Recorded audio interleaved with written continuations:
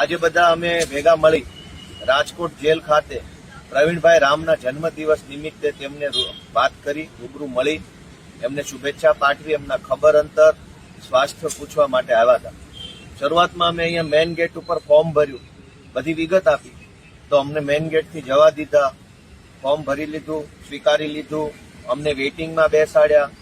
અને ત્યાર પછી જયારે વારો આવવાનું નક્કી થયું ત્યારે અંદરના અધિકારી એવું કીધું કે ગોપાલ ઇટાલિયાને મળવા દેવામાં નહીં આવે, અથવા તો તમને બધાને મળવા દેવામાં નહીં આવે જો તમે ગોપાલનો આગ્રહ રાખશો તો.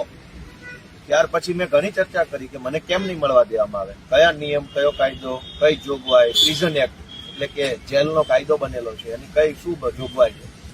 તો અધિકારીએ મૌખિક રીતે બસ અમે કીધું છે એટલે તમને નહીં મળવા દઈએ, અમને ઉપરથી કહેવામાં આવ્યું. એક જ વાતનું રટણ ચાલુ રાખ્યું. મેં ઘણી બધી વિનંતી કરી, રજૂઆત કરી કે કોઈ નીતિ નિયમ પ્રમાણે હોય તો કંઈ વાંધો નથી, પણ હવે મારી વાત માન્યા નહીં. ત્યારબાદ મેં એવું કીધું કે હું વકીલ તરીકે મળવા માંગુ છું. તો એમણે કીધું કે તમે નહીં મળી શકો, એ તો અમે નક્કી કરશું કયા વકીલ મળશે.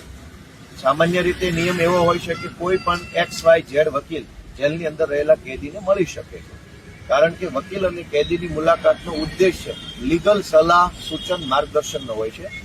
એવું જરૂરી નથી કે જે વકીલ કેસમાં હોય એ જ વકીલ મળી શકે, કેમ કે સલાહ તો કોઈ પણ વકીલ પાસે જ લઈ શકાય. એટલે પ્રવીણભાઈના કેસમાં વકીલ ગોપાલ હોય કે ન હોય, પણ પ્રવીણભાઈને જો ગોપાલ નામના વકીલ પાસેથી સલાહ સૂચન લેવી હોય તો પ્રવીણભાઈ અને ગોપાલ મળી શકે છે, આવો નિયમ. પરંતુ એમાં પણ જેલના અધિકારીએ મનમાની કરી.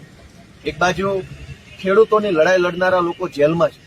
જૂનાગઢ જિલ્લા આમ આદમી પાર્ટીના પ્રમુખ હરેશભાઈ સાવલિયા અત્યારે ખેડૂતોની લડાઈ લડતા હતા તો એમના ઉપર ખોટી એટ્રોસિટી અને છેડતીની ફરિયાદ કરી જેલમાં પૂર્યા. પ્રવીણભાઈ રામ અત્યારે જેલમાં છે, રાજુભાઈ કરપડા જેલમાં છે, પણ ગુજરાતને ડ્રગ્સ વેચી અને બરબાદ કરનારા લોકો અત્યારે મહેલમાં છે, મજામાં છે, ખુશ છે. દારૂ વેચનારા, શિક્ષણ વેચનારા, આરોગ્ય વેચનારા, હલકી કક્ષાની દવા વેચનારા, કૌભાંડ કરનારા બધા જ લોકો બિંદાસ ફરે છે, પણ ખેડૂતોની લડાઈ લડનારા લોકો જેલમાં છે. પ્રવીણભાઈ રામ